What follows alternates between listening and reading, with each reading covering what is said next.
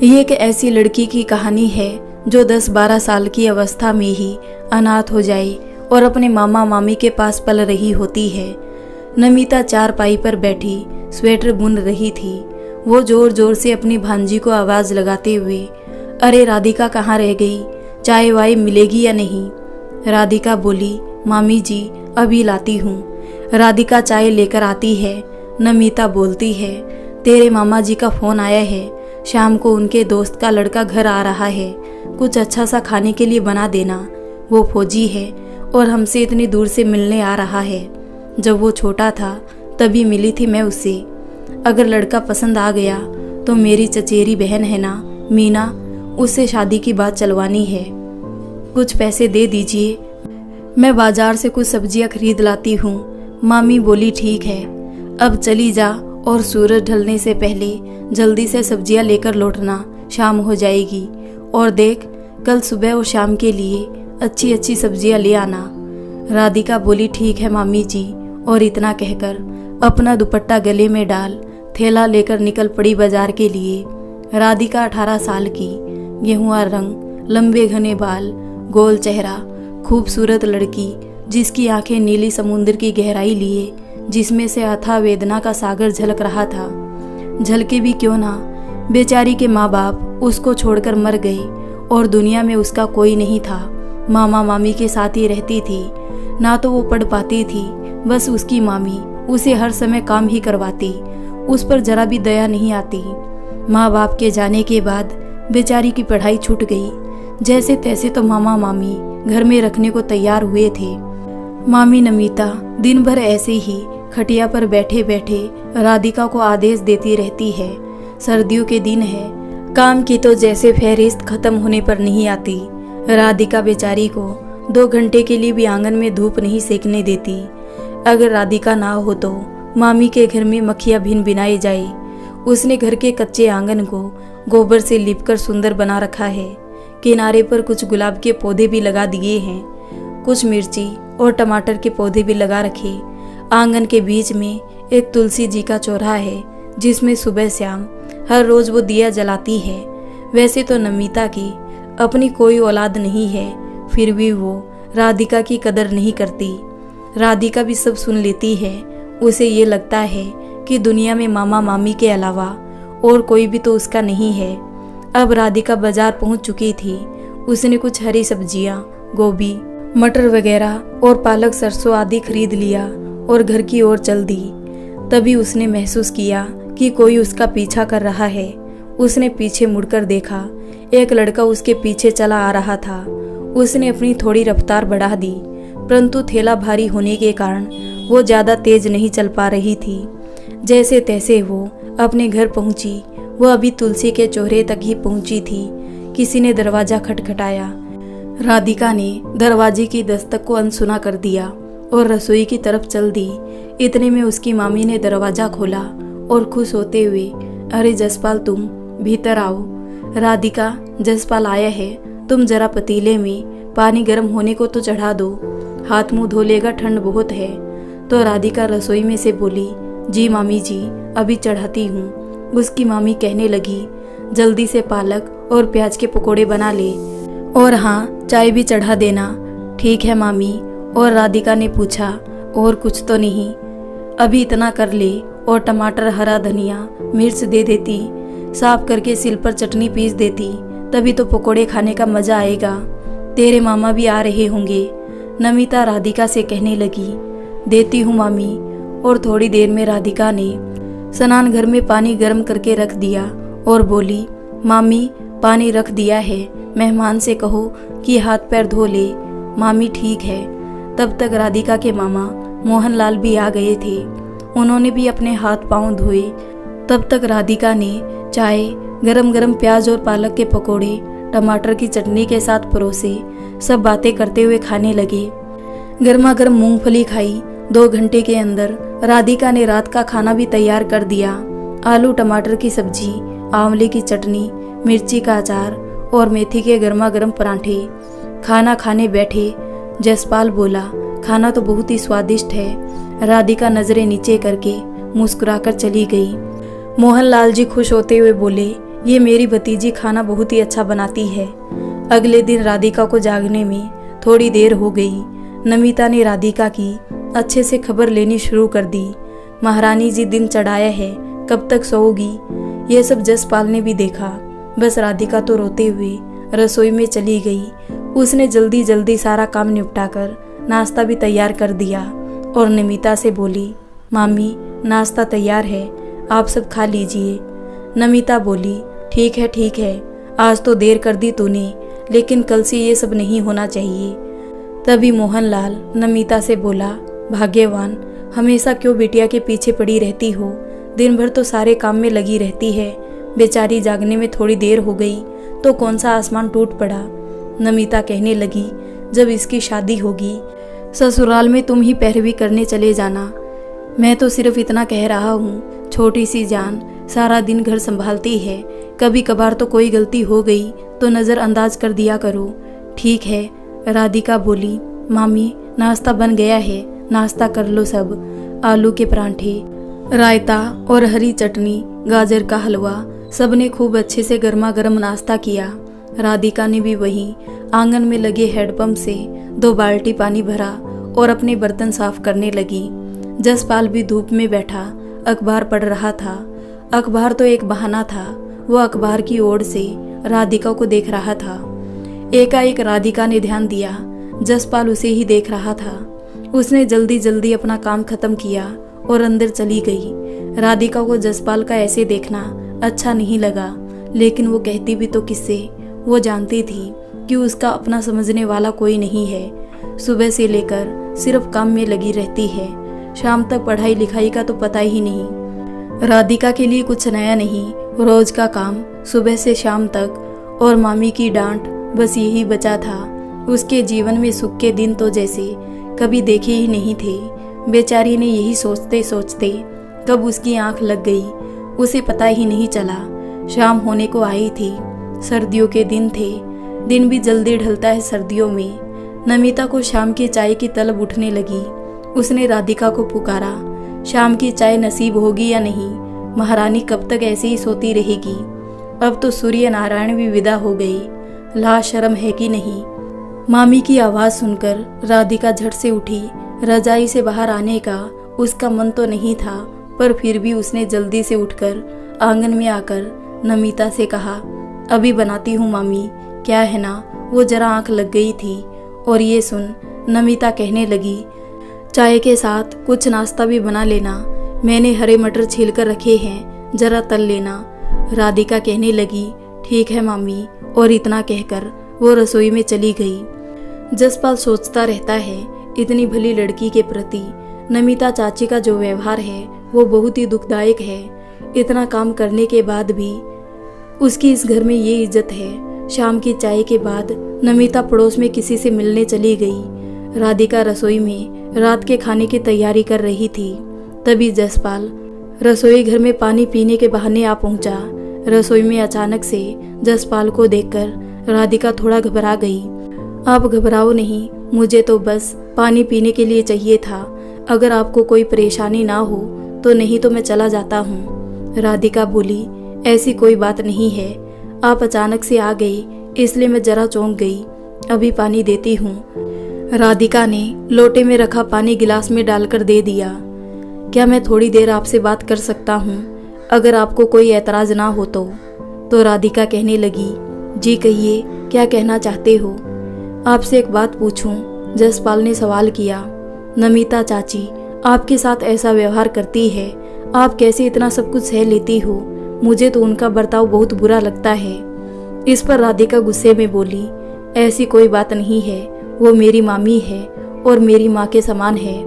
आपको उन्हें कुछ भी कहने की कोई ज़रूरत नहीं है। और इसी बीच नमिता घर में दाखिल हुई। दरवाज़ा भी पहले से खुला हुआ था। उसने जसपाल और राधिका को रसोई घर में आपस में बातें करते हुए देख लिया था। इतनी और खरी खोटी सुनाई राधिका को। नमिता बोली कि मेरे सामने तो बहुत ही सती सावित्री बनने का नाटक करती है और पीठ पीछे ये गुल खिलाए जा रहे हैं। यही दिन देखना बाकी रह गया था। उसने राधिका को बड़ी खरी खोटी सुना दी। जसपाल बोला, चाची आप गलत समझ रही है, मैं ही रसोई में पानी पीने आया था, लेकिन नमिता तो कुछ भी सुनने को तैयार नहीं थी। उसे तो बस अपने आप के देखे पर ही भरोसा था। तब तक मोहनलाल जी भी आ गए, लेकिन नमिता तो जैसे आज चुप रहने का नाम ही नहीं ले रही थी। उसे लग रहा था इस लड़के को तो उसने अपनी चचेरी बहन के लिए पसंद किया था। अगर ऐसा नहीं हो सका तो मायके वालों को क्या जवाब देगी। राधिका ने तब तक खाना तैयार कर लिया था। वो बोली, मामी पहले सब लोग खा लो और सुनाना है बाद में मुझे सुना लेना। पराए घर का लड़का हमारे घर आकर रुका है, भाग्यवान, जरा उसकी तो कुछ इज्जत कर लो। लेकिन अमिता तो कहाँ किसी की सुनने वाली थी। अब जसपाल से देखा नहीं गया तो वो अपना सामान उठाकर जाने लगा। मोहनलाल ने उसे बहुत रोकने की कोशिश की। बेटा ऐसे रूठ कर मत जाओ, खाना बन चुका है, 2 निवाले खाकर चले जाना। वहाँ दोस्त के सामने मेरी क्या इज्जत रह जाएगी।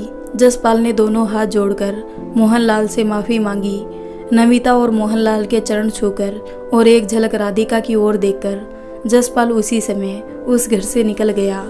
मोहनलाल ने नमिता से कहा, नमिता तुमने अच्छा नहीं किया, बच्चे का बहुत दिल दुखाया तुमने। बिना सोचे समझे कुछ भी मत बोला करो। तो नमिता हाथ नचाते हुए बोली, दुनिया जहान को खुश रखने का ठेका मैंने ही तो ले रखा है। उस रात को किसी ने भी खाना नहीं खाया। उधर बेचारी राधिका का रो रो कर बेहाल कर लिया था। अपनी किस्मत को कोस रही थी। आखिर वो पैदा ही क्यों हुई। आज उसकी वजह से एक ऐसे इंसान की इतनी बेइज्जती हो गई जिसकी कोई गलती नहीं थी। उसको तो जीने का हक नहीं है। और यही सोचते सोचते पता नहीं राधिका की आंख लग गई। दूसरे दिन सब वैसे ही अन्य दिनों की तरह सब सामान्य चल रहा था। तभी सुबह सुबह दरवाजे पर दस्तक हुई। मोहनलाल जी ने दरवाजा खोला और दरवाजा खोलते ही देखा कि उनके मित्र हरपाल खड़े हैं। उनसे तुरंत हाथ जोड़कर माफ़ी मांगे और कल रात को जो उनके बेटे के साथ नमिता ने बर्ताव किया था उसके लिए हाथ जोड़कर कहने लगे कि मैं बहुत शर्मिंदा हूँ। हरपाल मुस्कुराकर बोले, कोई बात नहीं मित्र, मुझे जसपाल ने सब बता दिया है। रिश्ते की बात करने आया हूँ। मैं चाहता हूँ राधिका बिटिया और जसपाल की शादी हो जाए। मोहनलाल मुस्कुराकर बोले, अरे ये तो तुमने बहुत अच्छी बात कही है। आपने हमारी राधिका को अपने घर के काबिल समझा और जसपाल हमारी राधिका से विवाह करने के लिए तैयार है। एक अनाथ लड़की को एक अच्छा ससुराल मिल जाए और मुझे क्या चाहिए।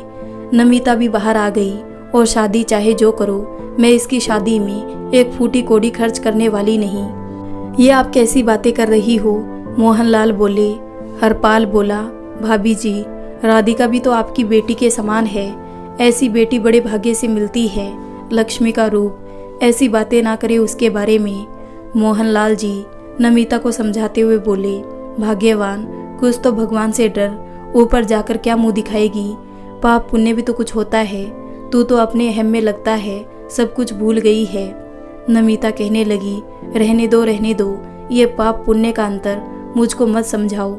एक बार जो कह दिया सो कह दिया। और नमिता के आगे एक भी ना चल सकी। मोहनलाल और हरपाल ने आपस में कुछ सलाह मशवरा किया कि शादी तो होगी, लेकिन अभी शादी मंदिर में होगी। मोहनलाल ने राधिका से पूछा। राधिका शादी के लिए तैयार नहीं थी। वो मामी का दिल दुखाकर इस प्रकार विवाह नहीं करना चाहती थी। हाथ जोड़कर मोहनलाल जी ने हरपाल से विदा ली।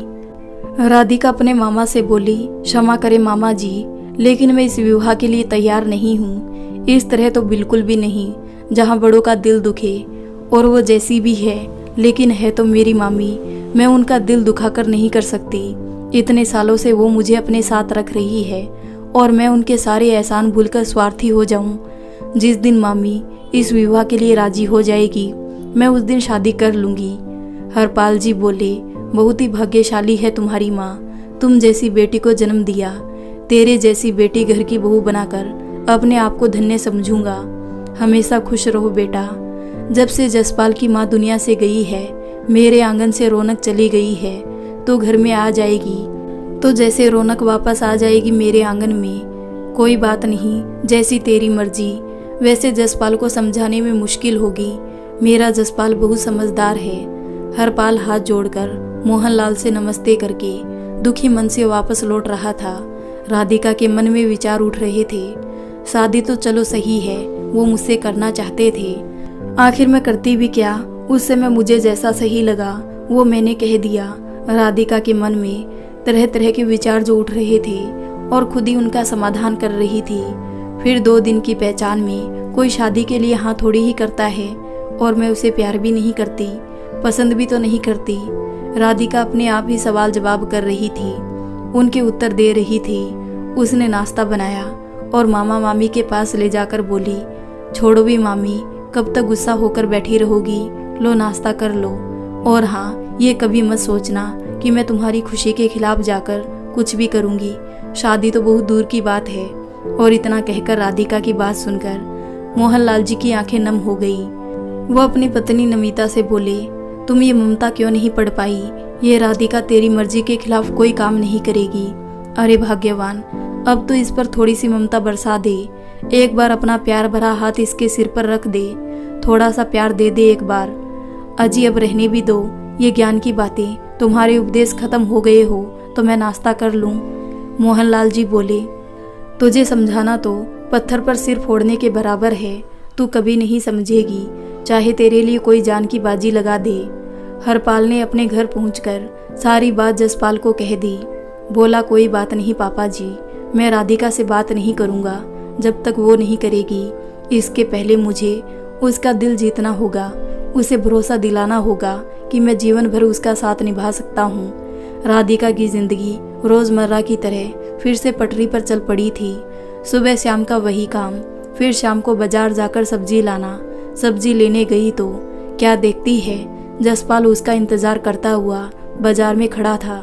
राधिका ने जसपाल को देखा तो थोड़ा सा घबरा गई, बचकर निकल कर जा रही थी। तभी जसपाल ने आवाज दी, राधिका जी, मुझे आपसे कुछ जरूरी बात करनी है।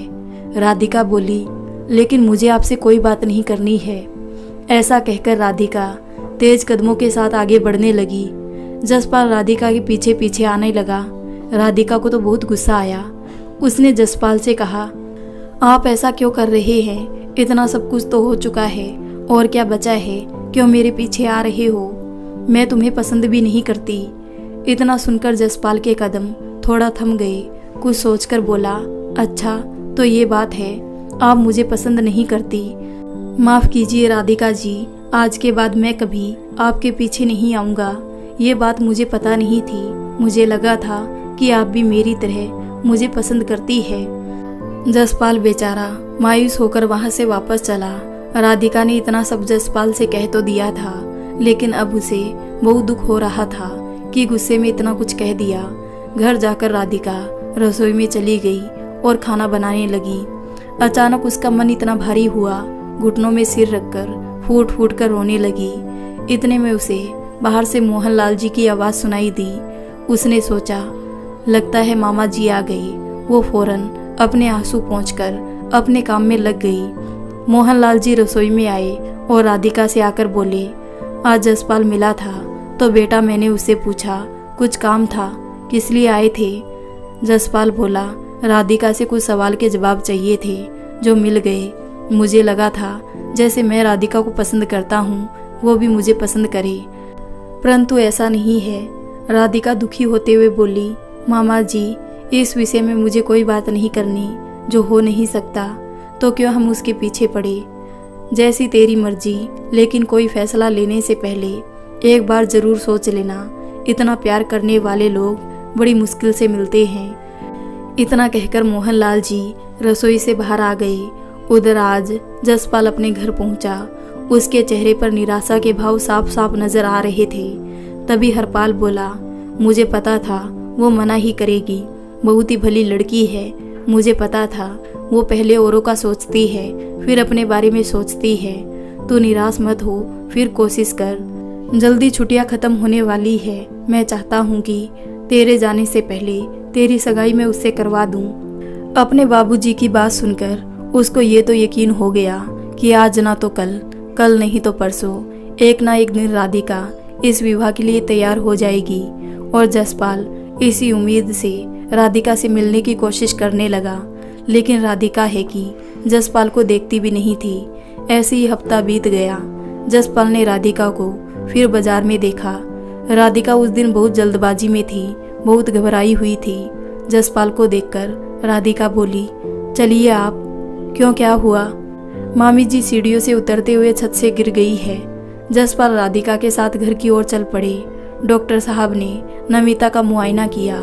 नमिता को होश तो आ गया था, लेकिन उसके सिर में बहुत गहरी चोट लगी थी। उसे अब महसूस हो चुका था कि वो बचने वाली नहीं है।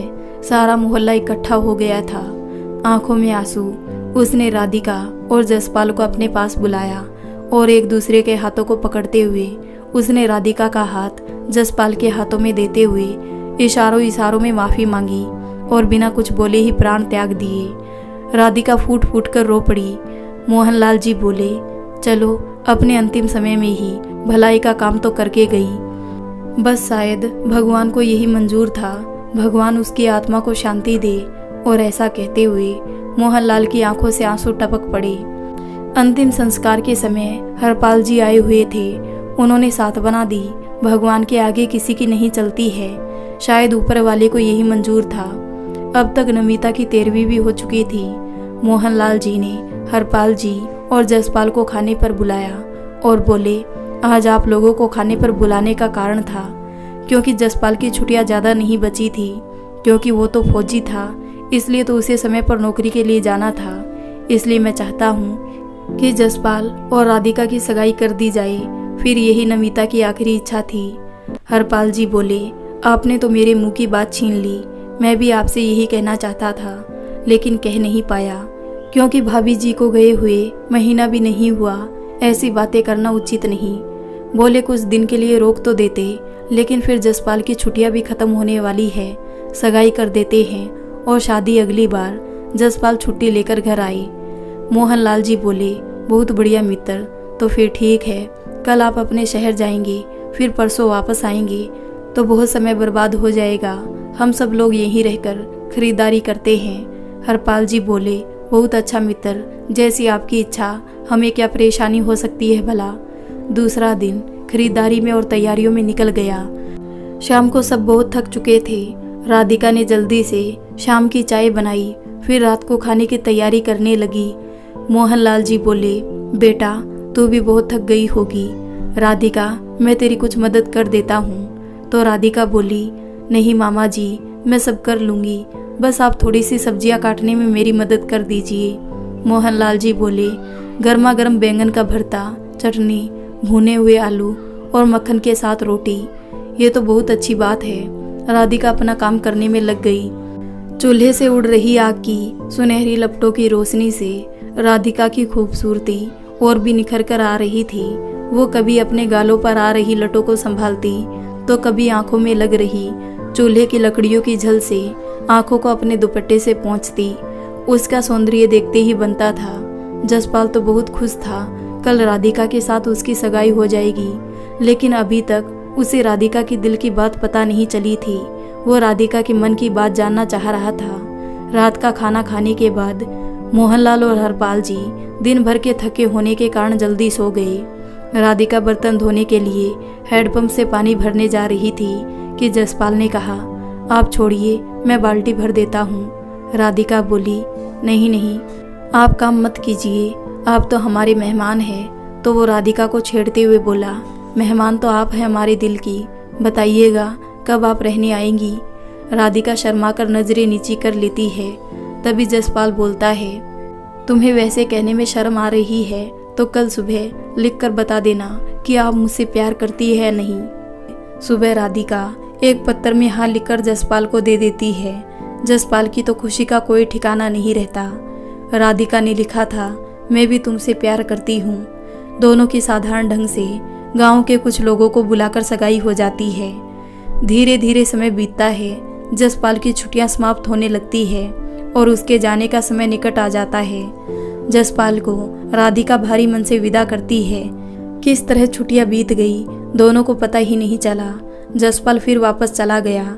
इधर राधिका उसके आने का फिर से बेसब्री से इंतजार करने लगी। इंतजार की घड़ियां समाप्त हुई। जसपाल दोबारा छुट्टी लेकर गांव आया। मोहनलाल और हरपाल ने उन दोनों की शादी धूमधाम से कर दी। दोनों प्रणय सूत्र की डोरी में बंध गया। दोनों एक दूसरे का साथ पाकर बहुत खुश थे। जसपाल तो उसकी हर अदा का दीवाना था। वाह क्या बात है, जब दिल से दिल मिलते हैं तो कुदरत भी साथ देती है। राधिका को 16 श्रृंगार में सजे देखकर अचानक से जसपाल ने चंद लाइनें गुनगुनाना शुरू कर दी। जसपाल और राधिका कोमल घास की नरमी में बैठे स्पर्श का सुखद अनुभव कर रहे थे। जसपाल ने राधिका के मुखड़े को देखा। आंखें बंद, दमकता हुआ चेहरा, होठों पर मुस्कान बिखरी हुई, जुल्फे मादक आकर्षण उत्पन्न कर रहे हैं। अचानक से झिझकते हुए वो शायराना अंदाज में बोली, ऐसे क्या देख रहे हो जनाब। भावुकता से राधिका के माथे पर होठों का स्पर्श हुआ। राधिका सिमटकर मेरी बाहों में आ गई। धीरे धीरे पता नहीं कब एक माह बीत गया। उधर हरपाल भी राधिका को देखकर बहुत खुश रहता था, मानो उसके सोने आंगन को मोहब्बत का परिंदा मिल गया। जब वो जसपाल और राधिका को साथ देखता, दोनों को मन ही मन ढेरों आशीर्वाद देता। धीरे धीरे जसपाल की छुट्टियां खत्म होने लगी और उसका फौज पर जाने का समय आ गया। सही कहा है, अच्छा समय पता नहीं कब पंख लगाकर उड़ जाता है। भारी मन से राधिका ने जसपाल को विदा किया। अब इसको एक एक पल भारी लग रहा था और हर समय अब उसके आने की प्रतीक्षा करने लगी। बाढ़ पीड़ितों के बचाव कार्य में जसपाल की ड्यूटी लगी थी। उसने अपनी हिम्मत और सूझबूझ से बहुत से लोगों की जान बचाई थी। लेकिन एक दिन पानी का बहाव इतना ज्यादा था, एक बच्चे को बचाते हुए जसपाल खुद को नहीं संभाल सका। पानी के तेज बहाव के साथ बह गया और 2 दिन के बाद बड़ी मुश्किल से उसका मृत शरीर मिला। राधिका पर तो मानो जैसे दुखों का पहाड़ टूट पड़ा था। वो बेचारी तो पहले ही किस्मत की मारी थी। पति का परिवार मिला, पति का प्यार मिला, तो वो भी चंद दिन का। वो खुद को संभाले या अपने ससुर को, जैसे तैसे उसने खुद को दिलासा दिया और अपने ससुर को संभालने लगी। वो अंदर ही अंदर पूरी तरह टूट गई। जसपाल की अस्थियों का विसर्जन करने हरपाल जी और मोहनलाल जी हरिद्वार जाते हैं। लेकिन कहते हैं ना, जब दुखों का पहाड़ टूटता है तो एक साथ टूटता है। किसी गांव के आदमी ने राधिका को ये खबर दी। लौटते समय उनकी रेलगाड़ी दुर्घटनाग्रस्त हो गई और राधिका को जब ये खबर पता चली, वो बदहवस सी अपने मामा और ससुर जी को ढूंढने चल दी। पूरे दिन पागलों की तरह लगी रही, तब जाकर उसे अपने मामा का मृत शरीर मिला और दूसरे दिन ससुर जी का। अब तो राधिका के आगे कोई भी रास्ता नहीं रह गया। उसके आगे पीछे कोई नहीं था जिसे अपना कहती। कोई भी तो नहीं बचा था उसे अपना कहने वाला। समझ नहीं आ रहा था कि वो क्या करे। कोई भी रास्ता नहीं सूझ रहा था। एक ही पल में उसकी सारी दुनिया उजड़ गई। अपने दिमाग का संतुलन खो बैठी और नदी में छलांग लगा दी। तभी कुछ बच्चों ने उसको बाहर निकाला। एक बच्चा नंदू अपने 2 शेरों के साथ वहां आया हुआ था। राधिका को देखकर थोड़ा पास जा पहुंचा और बोला, अरे शेरू, मेरी माँ आ गई। ये मेरी माँ ही है। बाबा कह रहे थे कि तेरी माँ इतवार तक आ जाएगी और आज इतवार ही तो है। शेरू, तो ऐसा कर, वापस घर जा, बाबा को बुला लिया, तभी हम माँ को घर ले जा सकते हैं। शेरू नंदू के घर गया और बच्चे के पिता को ले आया। बच्चे के पिता राधिका को देखकर बोले, न जाने कौन है बेचारी, यहाँ कैसे पहुंची, जिंदा भी है या नहीं। उन्होंने राधिका की नब्ज टटोली। राधिका की सांसें अब तक चल रही थी।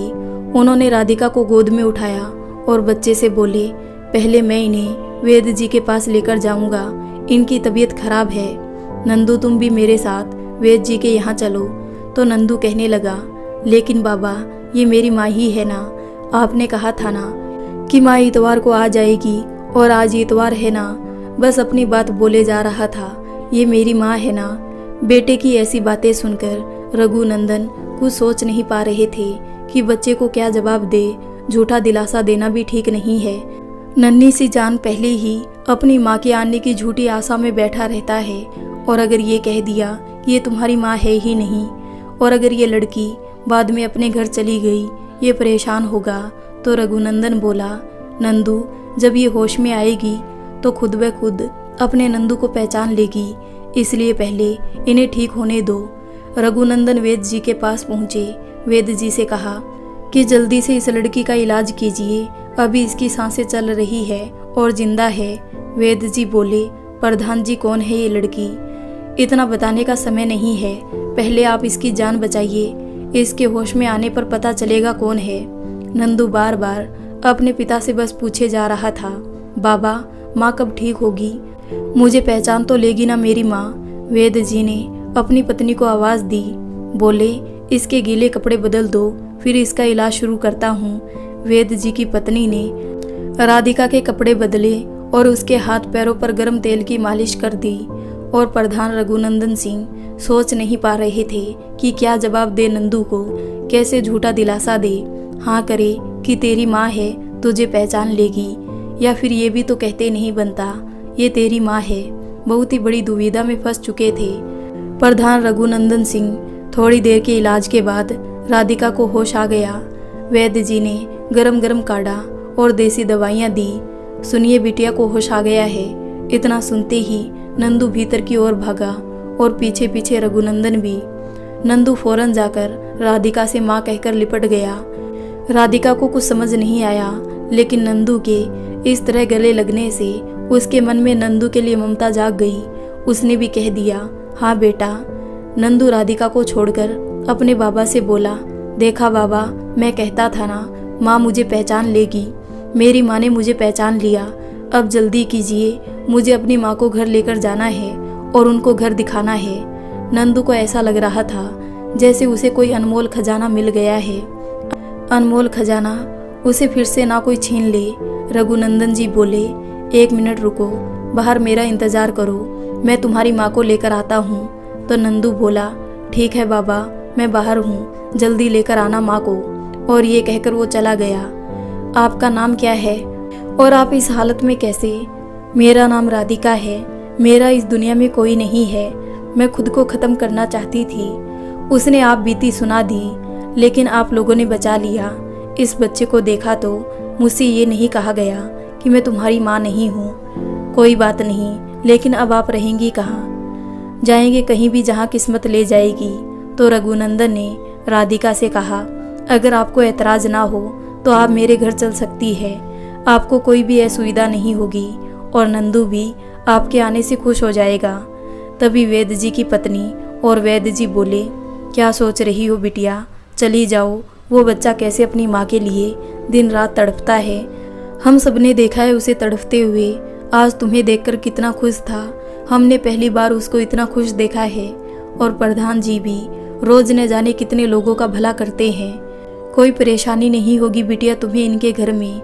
नंदू उतावला होता हुआ, बाबा बाबा जल्दी कीजिए, जल्दी आइए ना माँ को लेकर। अब राधिका खुद को रोक ना सकी और नंदू के साथ उसके घर चल पड़ी। नंदू आज बहुत खुश था। जो भी रास्ते में मिलता उससे कहते हुए जाता, देखो ये मेरी माँ है। मैंने कहा था ना एक दिन मेरी माँ जरूर आएगी।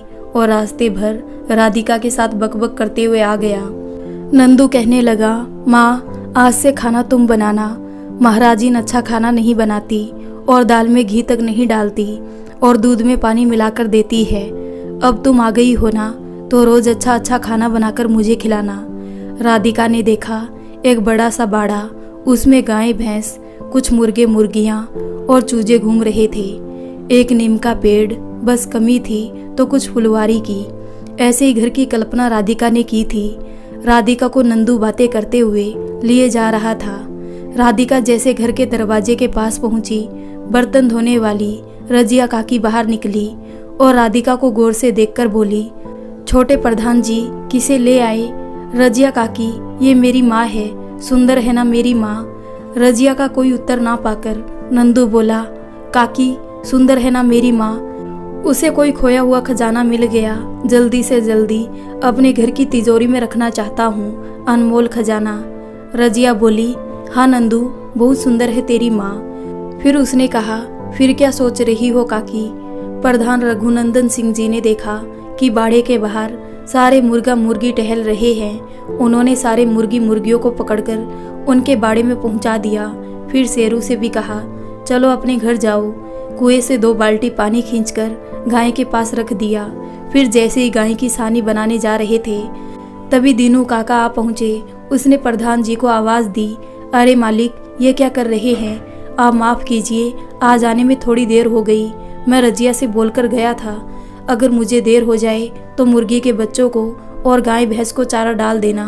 पर रजिया सुनती कहाँ है। उसको तो घर जाने की जल्दी थी।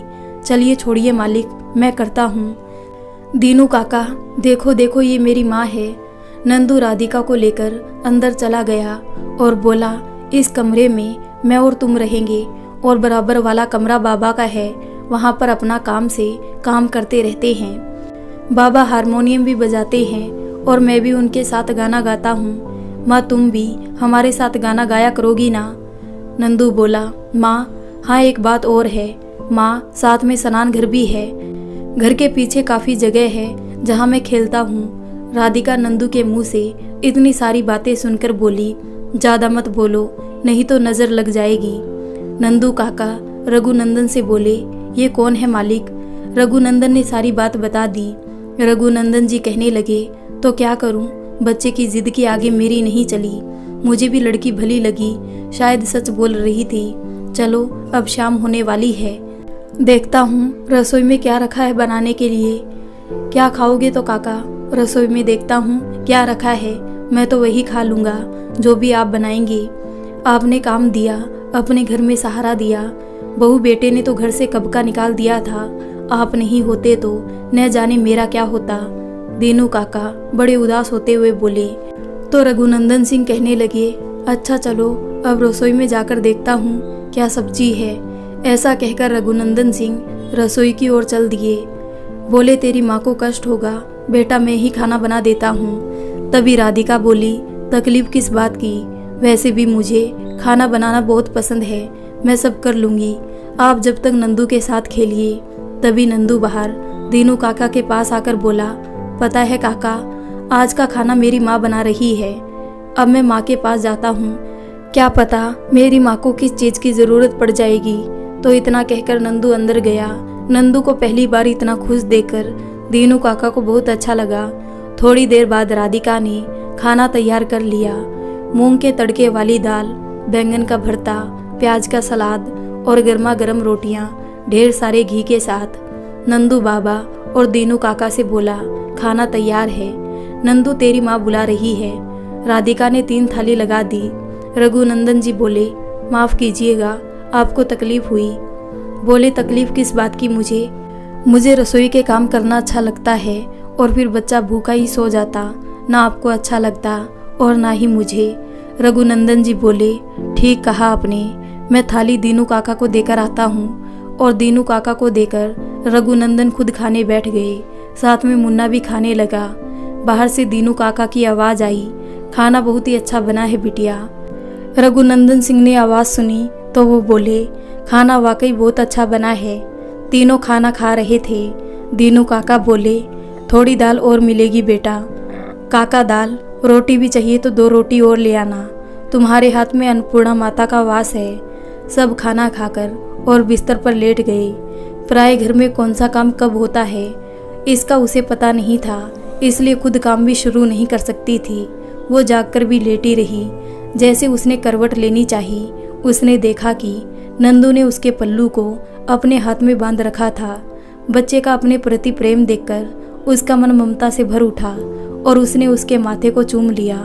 फिर नंदू का माथा सहलाने लगी। नींद में बड़बड़ाते हुए कह रहा था, तुम मुझे छोड़कर कहीं मत जाना, मेरे पास रहना, छोड़कर तो नहीं जाओगी। राधिका ने नंदू को प्यार से गले लगा लिया। नहीं जाऊंगी, मैं नहीं जाऊंगी। अगली सुबह राधिका सोच रही है, नया घर है, पता नहीं कौन सा काम किस समय होता है, करूं तो क्या करूं। दीनू काका जानवरों को बाहर बांधकर नहा धोकर मंदिर चले गए। उधर रघुनंदन जी सुबह दैनिक क्रिया से निर्वित होकर नाश्ते में हलवा बना दिया। इतने में दीनू काका मंदिर से लौट आए। दीनू काका, रघुनंदन ने पूछा, आज मंदिर में बहुत देर लगा दी। तो दीनू काका कहने लगे, हाँ मालिक, आज पंडित जी चौपाइयाँ सुनाने लगे तो मन किया कि पूरा सुनकर ही जाऊं, इसलिए कुछ देर हो गई। और मालिक ने हलवा बना दिया, आज तो नाश्ते का मजा ही आ जाएगा। और ये 2 कैथ है, आते हुए रामू काका ने दे दी। आवाज़ सुनकर राधिका बाहर आ गई। रसोई में जाकर रघुनंदन से बोली, आप मुझे बता देते। चलिए आप स्नान कर लीजिए, नाश्ता तैयार है। मैंने चने की दाल भिगो रखी, नंदू को पराठे अच्छे लगते हैं तो वो बनाऊंगी। इतने में रजिया आ जाती है, आप रहने दीजिए, दाल में पीस देती हूँ, और साथ में कत की चटनी। आज तो नाश्ते में आनंद आ जाएगा।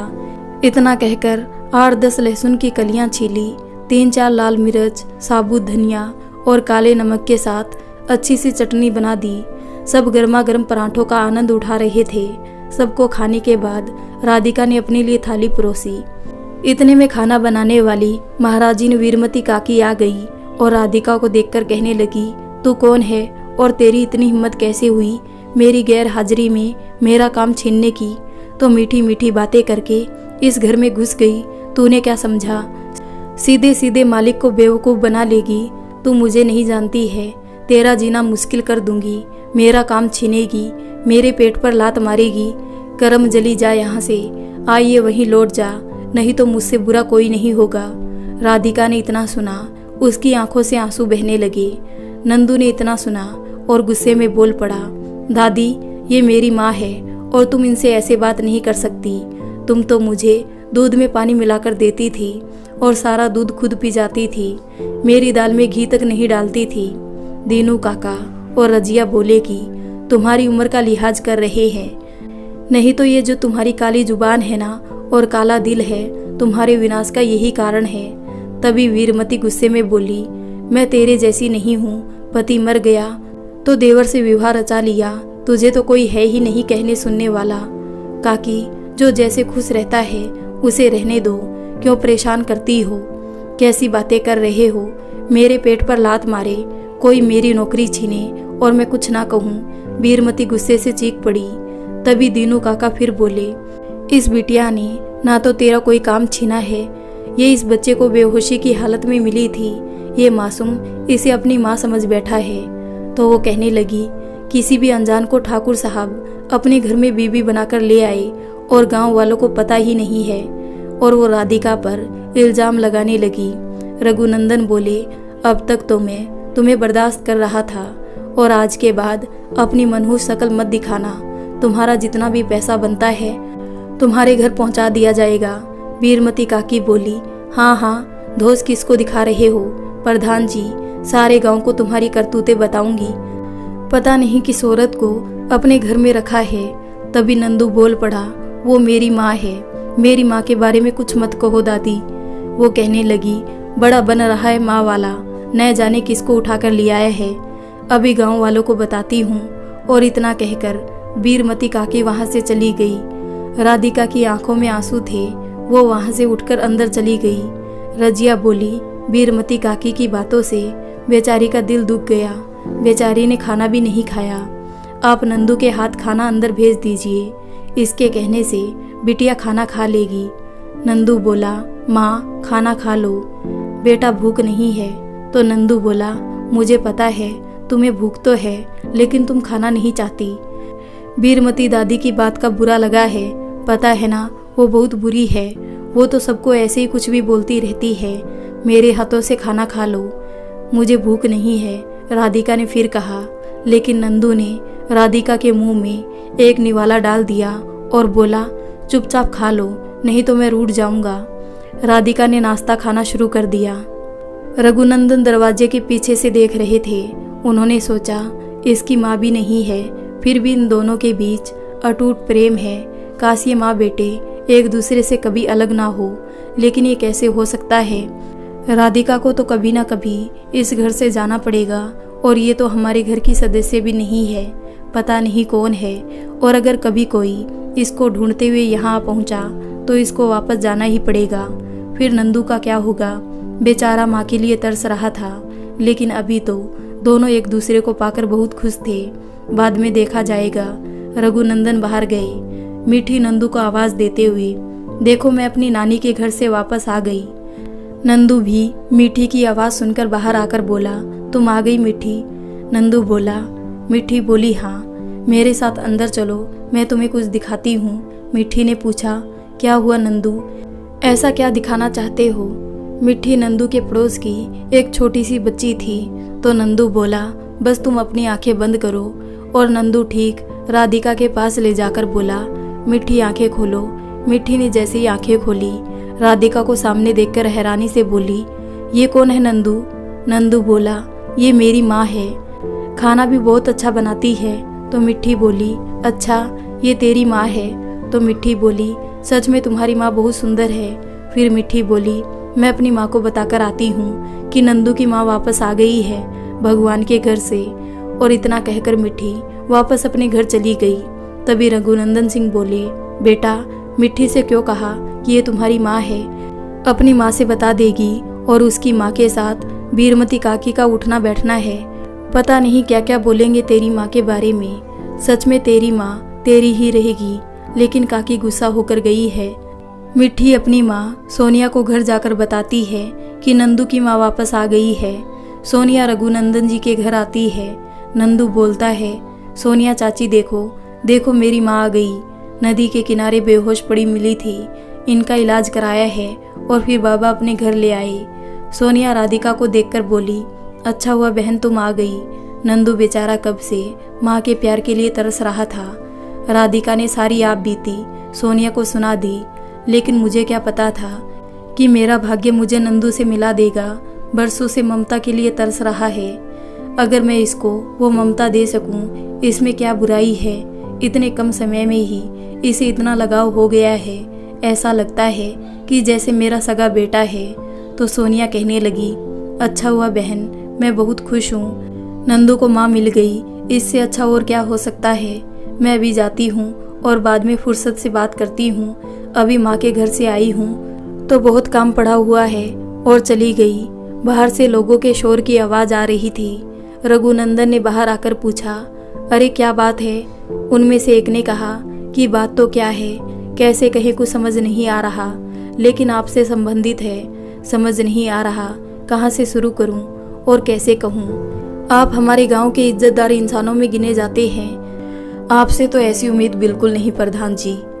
ऐसी कौन सी गलती कर दी जो कि मुझसे उम्मीद नहीं थी जो आप ऐसा कह रहे हैं। आपके घर में कौन सी लड़की रह रही है और क्या आपको किसी लड़की को अपने घर में रखना उचित है? आप जैसे व्यक्ति को ये शोभा नहीं देता। हम आपसे कह रहे थे कि आप नंदू के लिए शादी कर लीजिए, लेकिन आप राजी नहीं हुए। आप ऐसा व्यवहार करेंगे, लेकिन अब इस लड़की का आपके घर में रहना उचित नहीं है। फिर सबके घरों में बहू बेटियां हैं। आप ऐसा करेंगे तो ये एक समस्या है। रघुनंदन जी कहते हैं, आप लोग बैठिए, कुछ जलपान ग्रहण कीजिए। नहीं नहीं, हम जलपान जब ही लेंगे जब इस समस्या का समाधान हो जाएगा। रघुनंदन जी परेशान होते हुए हाथ जोड़कर राम राम की और क्षमा मांगकर विदा कर दिया। रघुनंदन सिंह लेकिन बहुत ही विकट समस्या से जूझ रहे थे। उन्हें समझ नहीं आ रहा था राधिका से जाने के लिए कैसे कहे। अगर कह दे तो नंदू का क्या होगा? संतान का मोह सता रहा था। बहुत कष्टदायक होता है संतान का मोह। और उसका समाधान ढूंढने लगे। इस समस्या का समाधान कैसे होगा? दोपहर के खाने के लिए दीनू काका खेतों से लौटे तो उन्होंने चिंतित अवस्था में रघुनंदन को देखकर पूछा, क्या हुआ मालिक, आप ऐसे उदास क्यों बैठे हैं? किस सोच में हो? ऐसी कौन सी चिंता सता रही है? इससे पहले तो मैंने आपको कभी इस तरह नहीं देखा। तो रघुनंदन जी कहने लगे, बहुत ही बड़ी समस्या खड़ी हुई है। ऐसा क्या हुआ मालिक? रघुनंदन जी बोले, अभी थोड़ी देर पहले गांव के कुछ लोग आए थे और कह रहे थे राधिका को किस हक से घर में रखा है। दीनू काका कहने लगे, दुनिया का क्या है मालिक, अपने स्वार्थ के लिए लोग कुछ भी बोलते हैं। आप चिंता मत कीजिए, बस ये बताइए उन लोगों की बातें कहीं राधिका बिटिया ने तो नहीं सुनी? दीनू काका ने रघुनंदन से पूछा। तो रघुनंदन कहने लगे, नहीं काका, राधिका को तो मुन्ना, शेरू और मिट्टी नदी किनारे ले गए थे। इस विषय में राधिका को कुछ भी नहीं पता। तो काका कहने लगे, बहुत अच्छा हुआ, जाने उसके दिल पर क्या गुजरती। राधिका, नंदू, मिट्टी नदी किनारे से वापस आ गए। सोनिया मिट्टी को आवाज़ देते हुए, मिट्टी आओ घर चलो। राधिका बोली, बहन खाना तैयार है, आ जाओ खाना खाकर जाना। सोनिया बोली, नहीं नंदू की माँ, मैं घर जाऊंगी, बहुत देर हो गई है। राधिका ने कहा तो सोनिया बोली, नहीं फिर कभी, अभी तो मैं मिट्टी को लेने आई हूँ। लेकिन बहन कल शाम को तुमने बातों बातों में बताया था तुम्हें दही वाली काली मिर्च बहुत पसंद है और तुम्हें बनाना नहीं आता। आज मैंने बनाई थी तो मुझे अच्छा लगता अगर तुम थोड़ी सी चख लेती। तो सोनिया ने पूछा, और क्या बनाया तुमने? काली दाल मिर्च और बाजरे की रोटी के साथ ताज़ा छाछ। सोनिया बोली, इतना सब कुछ तो बनाया है और कह रही हो कुछ खास नहीं। बहन, थोड़ी सी दही वाली मिर्च दे दो, बाकी फिर किसी दिन फुर्सत में बैठकर तुम्हारे साथ खाना खाऊंगी। सभी ने दोपहर का खाना खाया और अपने अपने काम में लग गए। थोड़ी देर में बीरमती काकी सोनिया के घर पहुंच गई और सोनिया से बोलने लगी, देख सोनिया, मेरा काम तो बताने का है, बाकी अपना अच्छा भला बुरा खुद सोच लियो। बीरमती काकी कहने लगी, प्रधान जी की नज़रों में खोट आ गया है। तुमने देखा नहीं, वो ठाकुर साहब की उम्र में जो लड़की है कितनी छोटी है, 10 साल का फर्क होगा दोनों की उम्र में। तेरी छोटी लड़की है, उसके ऊपर इन बातों का फर्क पड़ेगा। और हाँ, वो नंदू कह रहा है कि उसको वो नदी किनारे मिली। क्या कोई ऐसे ही माँ की पदवी दे देता है? ऐसा कहीं होता है भला? समाज भी कुछ नहीं होता, समाज की रजामंदी कुछ भी मायने नहीं रखती। और उस लड़की का क्या है, उसके आगे पीछे कोई नहीं है। उसकी प्रतिष्ठा का ठाकुर साहब की प्रतिष्ठा पर असर पड़ रहा है। ना कोई भी लड़की किसी गैर मर्द के साथ कैसे रह सकती है। राधिका जैसे लोग बहुत मिलते हैं और मतलब पूरा होने पर चलते बनते हैं। सोनिया कहने लगी, नहीं काकी, राधिका तो ऐसी नहीं दिखती। तो काकी कहने लगी, शुरू में सब सीधे ही दिखते हैं सोनिया, मुझे क्या लेना देना, तुम्हारे पड़ोसी है, तुम्हारा तुम जानो, मैं तो चली अपने घर। तभी मिट्टी नंदू के घर जाने के लिए पूछती है। मिट्टी बोली तो सोनिया गुस्से में बोली, मैंने कहा ना कि नंदू के घर नहीं जाएगी तो बस नहीं जाएगी। और मिट्टी का हाथ पकड़कर सोनिया घर के अंदर ले गई। ये सब देख लिया राधिका ने। देखा सोनिया दरवाजा बंद करके अंदर चली गई। राधिका को सोनिया का व्यवहार अच्छा नहीं लगा, वो मन मसोज कर रह गई। राधिका का मन किसी काम में नहीं लग रहा था। शाम होने वाली थी। तभी बीरमती काकी गांव के कुछ बुजुर्ग महिलाओं और पुरुषों के साथ रघुनंदन के घर आ पहुंची। उनमें से एक बुजुर्ग बोले, तो प्रधान जी, आपने क्या फैसला लिया है? रघुनंदन जी बोले, नंदू उस लड़की को मां मानता है और वो भी पूरी तरह ममता लुटाती है। मुझे कुछ भी नहीं सूझ रहा, कोई भी रास्ता दिखाई नहीं दे रहा। हम लोग बात करते हैं। तभी दीनू काका भी खेतों से आ पहुंचे और लोग पहले से मौजूद थे। दीनू काका बोले, मैं बुलाता हूँ राधिका बिटिया को। दीनू काका ने आवाज़ दी, राधिका बिटिया बाहर आना। डरी सहमी सी राधिका सिर पर पल्लू किए हुए बाहर आई। दीनू काका ने सबके सामने पूछा, क्या तुम बच्चे से सचमुच प्यार करती हो? राधिका ने अपनी गर्दन नीचे करते हुए हाँ में सिर हिला दिया। तभी बीरमती बोल पड़ी, तो क्या किसी भी औरत को तुम नंदू की माँ बनाकर इस घर में ले आओगे क्या? पता नहीं कहाँ से आई है, कौन है। ऐसी बहुत सारी औरतें ऐसे ही घूमती रहती है। अपना मतलब पूरा होने पर पता नहीं कब बच्चे और ठाकुर साहब का गला काटकर चलती बने, पता नहीं। अब सब सीमा से बाहर हो गया।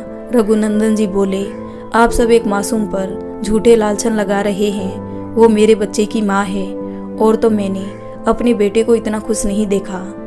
अगर आप लोगों को रिश्ते से ही मतलब है तो ठीक है। और इतना कहकर अंदर गए और बाहर आकर मुट्ठी भर सिंदूर राधिका की मांग में भर दिया और बोले, लो हो गई अब मेरी पत्नी। अब तो आप लोगों को कोई कष्ट नहीं होगा। आप यही चाहते थे ना? आप लोग कृपया करके यहाँ से प्रस्थान करें, मैं ही खुद को व्यवस्थित करना चाहता हूँ। और इतना कहकर सब लोग वहाँ से चले गए। राधिका को क्या हुआ, वो ऐसे ही जड़वत खड़ी रह गई और चक्कर खाकर गिर गई। रजिया ठंडा पानी लेकर आई और राधिका के मुंह पर छींटे मारे। राधिका को होश आया तो वो रोने लगी, लेकिन ये सब जो हुआ उसे कुछ समझ नहीं आया। पता नहीं क्या लिखा है मेरी किस्मत में। राधिका रोई जा रही थी। रजिया बोली, चुप हो जाओ बिटिया, अब रोने से कुछ नहीं होने वाला। ये समाज है बिटिया, ये लोग चैन से जीने नहीं देते। अगर ठाकुर साहब तुम्हारी मांग नहीं भरते तो ये लोग न जाने कौन कौन से लांछन लगाते तुम पर। शायद यही नियति थी और यही उस ऊपर वाले की मर्जी थी। राधिका बोली, लेकिन इन सब में मेरा क्या दोष है? मैं तो सिर्फ मुन्ने की माँ बनकर रहना चाहती थी। राधिका गुस्से में, मुझे तो ज़बरदस्ती किसी की पत्नी बना दिया गया है। मैं कोई बिकाऊ चीज़ हूँ, जो चाहे वो मेरा इस्तेमाल कर ले। कि मैं किसी की पत्नी बन जाऊंगी और मेरा भाग्य है। राधिका गुस्से में, किसी की पत्नी बनकर नहीं रहूंगी, अपने घर लौट जाऊंगी। वो गुस्से से नल पर गई और 3-4 बाल्टी अपने सिर के ऊपर डाल दी और बोली, रजिया काकी देखो सिंदूर धुल गया, अब मैं किसी की पत्नी नहीं हूँ। माना मेरे घर में कोई सदस्य नहीं है, मेरे घर में कम से कम कोई मुझ पर लांछन तो नहीं लगाएगा। रजिया बोली, उठो बेटा, कपड़े बदल लो, अभी तुम्हारा मन अच्छा नहीं है, थोड़ा शांत दिमाग से सोचना। अभी तुम गुस्से में हो इसलिए ऐसा कह रही हो, बाद में ठंडे दिमाग से सोचना। राधिका कपड़े बदलकर अपने कमरे में जाकर लेट गई। इतने में नंदू बाहर से दौड़ता हुआ आया और बोला, माँ रोज की तरह बोल क्यों नहीं रही हो और इस तरह से अंधेरे में क्यों बैठी हो? चलो ना, मुझे भूख लगी है, खाना बना दो। बेटे की बातें सुनकर रघुनंदन जी बोले, बेटा नंदू इधर तो आना। तो वो कहने लगा कि आपने मुझे क्यों बुलाया? रघुनंदन जी बोले, बेटा आज तुम मेरे पास रहो, आज तुम्हारी माँ की तबीयत ठीक नहीं है ना, तो उसे आराम करने दो और खाना मैं बना देता हूँ। ठीक है, मुझे पता नहीं था, आज माँ की तबीयत ठीक नहीं है, उसे परेशान नहीं करूँगा। रघुनंदन जी बोले, तू अभी बाहर दीनू काका के पास खेल, लेकिन माँ के पास मत जाना। तो नंदू रघुनंदन जी की बात सुनकर बाहर चला गया और कहने लगा, ठीक है। बाहर जाकर शेरू के साथ खेलने लगा। रघुनंदन जी ने खाना बनाकर दीनू काका और नंदू को खाना खिला दिया। नंदू से बोले, जा अपनी माँ को भी खाना खिला दे। नंदू बोला, तो ठीक है बाबा। राधिका के पास पहुंचकर बोला, माँ खाना खा लो। नहीं बेटा, मुझे भूख नहीं है, खाना वापस ले जाओ। ठीक है माँ। बाबा, माँ को भूख नहीं है, उन्होंने खाना खाने से मना कर दिया। रघुनंदन राधिका के पास पहुंचे और कहने लगे, माफ़ कीजिए, जो हुआ वो होना नहीं चाहिए था, वो बस क्रोधवश हुआ है। मुझे पता है कि आज आपको मेरी वजह से बहुत कष्ट हुआ, लेकिन कृपया करके उसका गुस्सा खाने पर ना उतारिए। क्रोध से राधिका बोली, ये सब आपने जानबूझकर किया है। आपके मन में ये बातें कैसे आई थी कि मैं आपसे विवाह कर सकती हूँ? मैं किसी की विधवा हूँ, तो इसका मतलब ये नहीं कि कोई भी मुझ पर आकर अपना अधिकार बना ले। मैं अपने पति से अब तक बहुत प्यार करती हूँ और हमेशा करती रहूँगी, और मैं कल ही आपका घर छोड़कर चली जाऊँगी। उस रात ना राधिका ने खाना खाया, ना रघुनंदन जी ने। दोनों की रात असमंजस में कटी। सुबह रजिया काकी काम पर आ गई। वो राधिका से कहने लगी, एक बात कहें, अब तुम्हारे इस बच्चे के सिवा कोई नहीं है, वहाँ जाकर भी तुम क्या करोगी? पता है अकेली औरत को ये समाज जीने नहीं देता। पता है बिटिया, हमने अपनी जिंदगी अकेले कैसे गुजारी है, ये हम ही जानते हैं। एक विधवा का कोई नहीं होता। और फिर तुम दिल से चाहे मानो या ना मानो, लेकिन समाज के सामने तुम ठाकुर साहब की ब्याता हो। प्रधान जी स्वभाव के बहुत अच्छे हैं, पूरा गांव उनकी इज्जत करता है। जाओगी तो ठीक है, और अगर नहीं जाओगी तो किसी अनाथ बच्चे की जिंदगी संवर जाएगी। अच्छा, इतना कहकर रजिया वहाँ से काम करने चली गई। रजिया की बातें सुनकर राधिका सोच में पड़ गई, क्या फैसला ले। रजिया काकी तो कुछ भी कहती है, चल मैं स्नान करके आती हूँ, फिर नाश्ता भी तो बनाना है। राधिका ने स्नान करके सूर्य भगवान को जल चढ़ाया, तुलसी की पूजा की और रसोई में जाकर, आप क्या कर रहे हैं, चलिए यहाँ से। रघुनंदन ने कहा, कल से तो खाना मुझे ही बनाना है, इसलिए आदत डाल रहा हूँ, क्योंकि आज तो आप चली जाएंगी। तब राधिका कहने लगी, मैं कहीं नहीं जा रही हूँ अपने नंदू को छोड़कर। आप छोड़िए। रघुनंदन सिंह सब कुछ छोड़कर चेहरे पर हल्की सी मुस्कान देकर चले गए। आज घर में थोड़ी रौनक के चेहरे पर मुस्कान थी। इतने में सोनिया राधिका के पास आई और बोली, राधिका बहन, देखो मैं देवी के मंदिर में गई थी, वहाँ से तुम्हारे लिए सिंदूर और प्रसाद लाई हूँ। राधिका बोली, अब तो मैं कल के सदमे से उबर नहीं पाई हूँ और आज तुम ये सब लेकर आ गई हो। राधिका ने दुखी होकर सोनिया से कहा। तो सोनिया कहने लगी, लेकिन बहन, ये सब करने से अगर तुम पर लोग उंगली उठाना बंद कर देते हैं तो क्या बुराई है? ये सब करने से समाज का मुंह बंद होता है तो क्या बुरा है? सोनिया कहने लगी। रजिया काकी बोली, बेटा, अगर इन सब चीज़ों को लगाने से लोगों की हम निगाहों से बच सकते हैं तो क्या बुराई है? सोनिया ने राधिका की मांग में सिंदूर भरकर कलाइयों में लाल चूड़ियाँ पहनाकर चली गई। राधिका आईने में खुद को देखने लगी। आज फिर से अपनी मांग में सिंदूर भरा देखकर उसे अच्छा लगा। दीनू काका भी दोपहर का खाना खाने घर आ गए। वो राधिका को देखकर मन ही मन मुस्कुराते हुए बोले, बिटिया तुम्हारे लिए यही सही है और यहाँ तुम हमेशा खुश रहोगी। बिटिया तुम्हारे लिए यही सही है और यहाँ तुम हमेशा खुश रहोगी। काश तुम्हारे मन में मालिक के लिए भी प्रेम जाग जाए। राधिका ने सबके लिए खाना परोसकर सबको बुलाया। रघुनंदन सिंह खाना खाने रसोई में पहुंचे और राधिका का ऐसा रूप देखकर अंदर ही अंदर प्रसन्न हो गए। शाम को रजिया बर्तन मांजने आई। बिटिया तुम्हारे लिए यही सही है और आज मांग में सिंदूर भरा, आशीर्वाद दिया। राधिका ने अब पूरा घर संभाल लिया। राधिका ने उस बाड़ी को हरा भरा बना दिया, फूलों के पौधे लगा दिए और गुलाब के पौधे, कुछ मिर्च लगा दिए। जो भी आता देखकर मंत्रमुग्ध हो जाता। हर कोई बोलता, देखो घर की शोभा को औरत से ही होती है। रघुनंदन ये सोचकर खुश हो जाता और मन ही मन मुस्कुरा कर रह जाता। रजिया काकी राधिका से पूछती है, क्या हुआ बेटा? राधिका बोली, ना जा पाई, नंदू का मुंह देखकर रह गई। बेचारा इतना मासूम है, उसकी ममता रोक गई। रजिया काकी बोली, हम तो कहेंगे कि बिटिया तुम्हारे लिए यही सही है और आज मांग में सिंदूर भरकर अच्छी लग रही हो। हमेशा इसी तरह श्रृंगार करो, हमारा आशीर्वाद है। राधिका ने सुहागनों की तरह रहना शुरू कर दिया था, लेकिन अभी रघुनंदन जी को माफ नहीं कर पाई थी। राधिका के घर में रहते कोई भी घर पर आता तो ठाकुर साहब से कहता, ठाकुर साहब सही कहा, घर में बिना औरत की शोभा नहीं रहती, घर की शोभा औरत से ही होती है। रघुनंदन जी इतना सुनते ही खुश हो जाते हैं, लेकिन अंदर हमेशा उदास रहते। दीनू काका और रजिया चाहते हैं कि राधिका और रघुनंदन एक हो जाए, उनके बीच की दूरियां मिट जाए। अगर भगवान ने दोनों को जोड़ा है तो बीच में गांठ क्यों रह गई? ऐसे ही दिन बीतते जा रहे थे।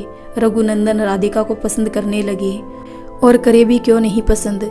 राधिका जैसी सुगढ़ गृहिणी ने उनके बच्चे और बिखरे हुए घर को संवार दिया। राधिका के आने से उनका घर घर जैसा लगने लगा था। ऐसे ही 2 माह बीत गए। एक दिन रघुनंदन बोले, मेरे दोस्त की भतीजी की शादी का निमंत्रण है, हमें 2 दिन बाद निकलना है। जो भी तुम्हें सामान चाहिए सोनिया भाभी के साथ खरीद लेना और देने को कुछ उपहार भी ले आना। हमें आशीर्वाद देने जाना पड़ेगा और आपको जो भी खरीदना है आज सोनिया भाभी के साथ जाकर ले आना। और ये लो रुपए, क्योंकि परसों हमें निकलना होगा। राधिका फिर तुनक कर बोली, ठीक है, मैं सब कर लूँगी, लेकिन दीनू काका का क्या होगा? उनके लिए खाना कौन बनाएगा? रघुनंदन बोले, आप चिंता ना करो, मैं कुछ इंतजाम कर दूंगा। राधिका सोनिया से बोली, एक शादी में जाना है, लेकिन दीनू काका कहाँ खाना खाएंगे, इसकी चिंता है। सोनिया बोली, बस इतनी सी बात, वो सब मैं देख लूँगी, तुम चिंता मत करो, जाने की तैयारी करो।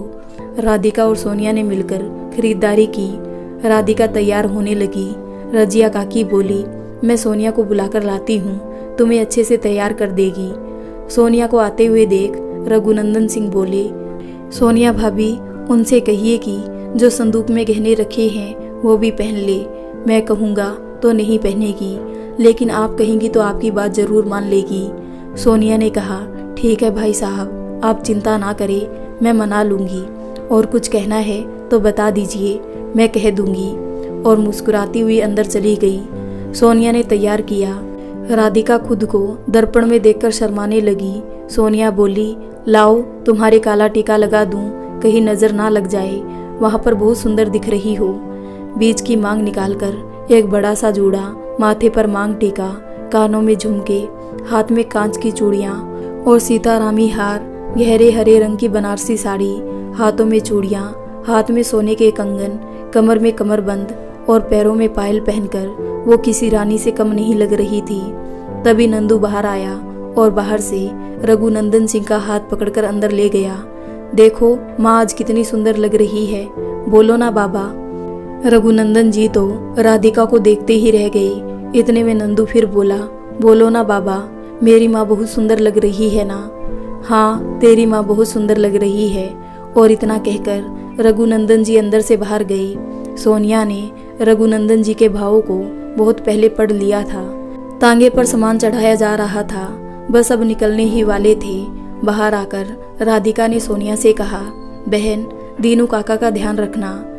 रघुनंदन, नंदू और राधिका तीनों मित्र की भतीजी की शादी में जाने के लिए तांगे पर बैठ गए। थोड़ी ही देर में तांगा गांव की सीमा से बाहर आ गया। अब नजर आते तो कहीं खेतों में काम करते हुए लोग नजर आ रहे थे, कई पेड़ों की घनी छाया। राधिका का पल्लू भी बार बार गिर रहा था। ऊपर से उसने भारी भरकम गहने, इन सब की उसको आदत तो थी नहीं। दोनों की नजरें एक दूसरे से टकराती, फिर दोनों एक दूसरे से नजरें चुराती, इधर उधर देखने लग जाती। दोनों ही एक साथ आंख मिचौली खेल रहे थे। तभी तांगे वाला बोला, ठाकुर साहब अब थोड़ी देर सुस्ता लेते हैं। अगर कोई कुआं दिखाई दे तो पेड़ के नीचे बैठ जाते हैं और तांगा भी खड़ा कर दूंगा। रघुनंदन जी बोले, ठीक है जी, बिल्कुल, और कुछ जलपान की व्यवस्था कर लेंगे। भूख भी लगाई होगी और अभी वहां पहुंचने में न जाने कितना समय लगे।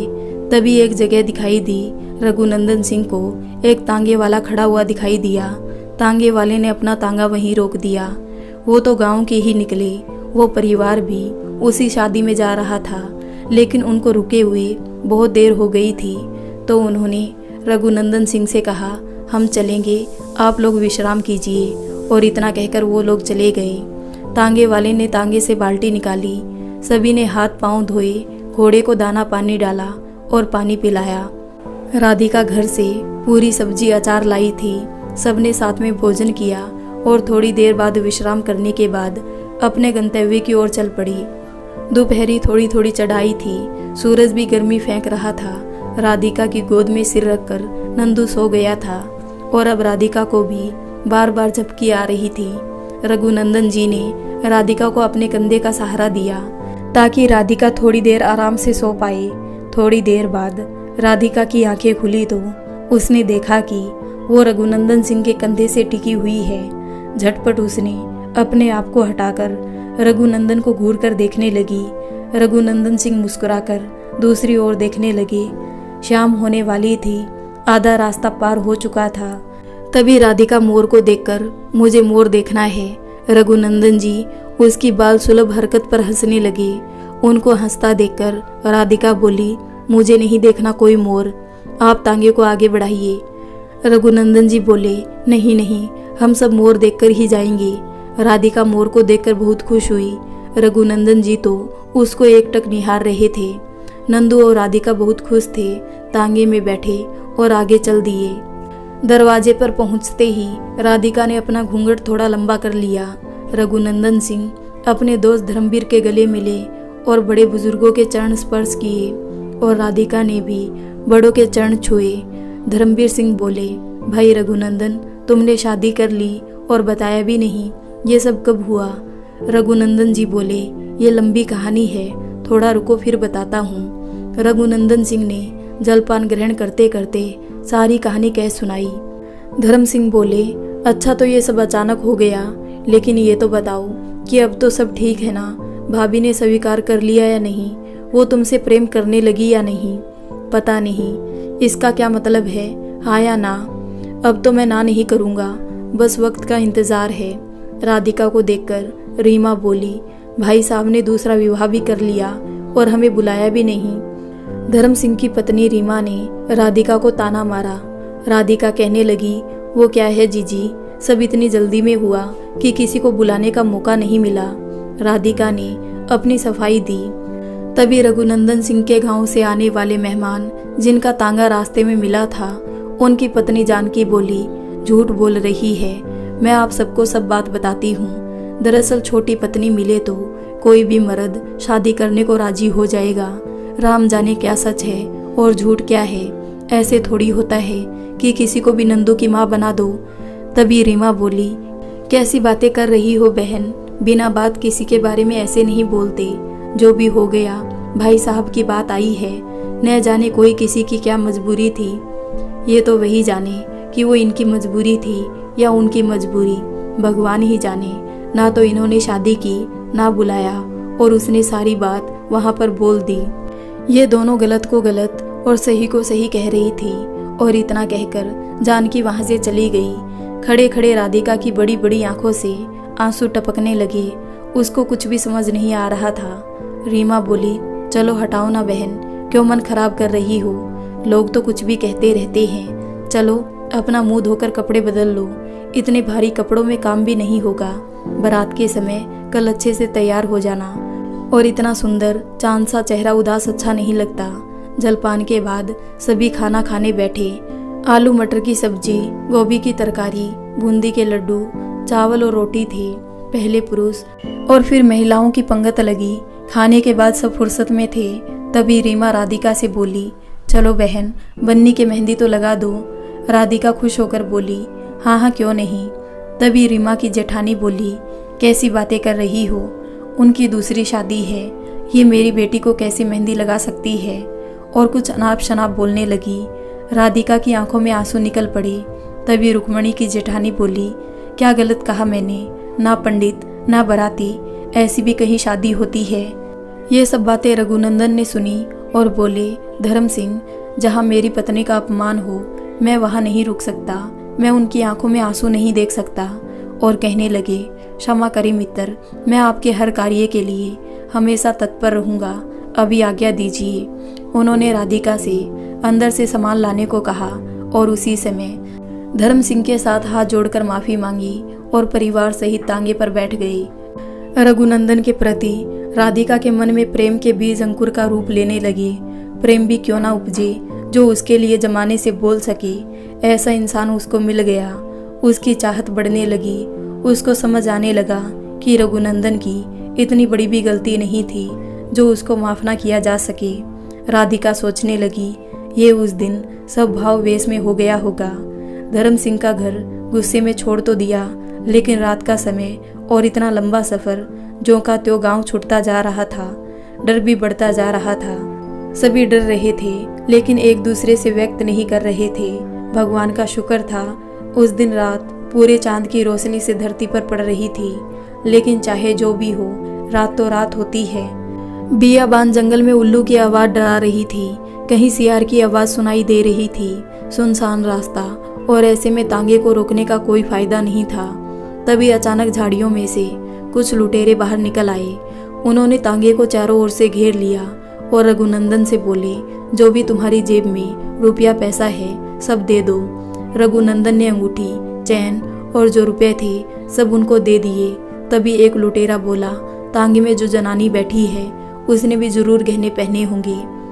धमकाकर बोले, अपने सारे गहने हमें दे दो, नहीं तो हम इसको मार देते हैं। राधिका एकदम तांगे से नीचे कूद आई और बोली, कृपया करके भाई इन्हें छोड़ दीजिए। डाकू बोला, तुमने हमें भाई कहा है, बहन बिना गाली के हमसे कोई बात नहीं करता। तुम चिंता मत करो, हमें तुम्हारा कुछ नहीं चाहिए, हम तुम्हें कोई भी नुकसान नहीं पहुंचाएंगे। और हम में से कोई एक तुम लोगों को तुम्हारे गांव तक छोड़कर आएगा, क्योंकि आगे भी और डाकू मिल सकते हैं। और ऐसा ही हुआ। नंदू तांगे में गहरी नींद में सो रहा था। बच्चा था ना, उसको कुछ भी नहीं पता चला। रात के 3 बजे तक सब घर पहुंच गए। राधिका ने रघुनंदन सिंह से पूछा, ऐसा भी क्या गुस्सा था कि आधी रात को ही शादी का घर छोड़ दिया, आगे पीछे कुछ भी नहीं सोचा। रघुनंदन जी बोले, किसी का दिल जीतना था ताकि मैं किसी को नंदू की माँ कह सकूं। और तुम बताओ ना, तुम कैसे एकदम से अपनी जान की परवाह ना करते हुए तांगे से कूद आई। रघुनंदन जी ने राधिका को छेड़ते हुए कहा। राधिका बोली, अभी तक दिल नहीं जीत पाई, किसी को मौका मिला है ताकि मैं भी किसी को नंदू के बाबा कह सकूं। तो बनोगी मेरे नंदू की माँ, करोगी एक बार सबके सामने मुझसे विवाह। रघुनंदन सिंह ने राधिका से पूछा और राधिका शर्माकर रघुनंदन सिंह के गले लग गई। आज दोनों दिल एक दूसरे के हो गए और नंदू को सदा के लिए एक माँ का प्यार मिल गया। तो दोस्तों, अगर आपको हमारी कहानी पसंद आई हो तो प्लीज़ कहानी को लाइक करें और हमारे चैनल को सब्सक्राइब करें।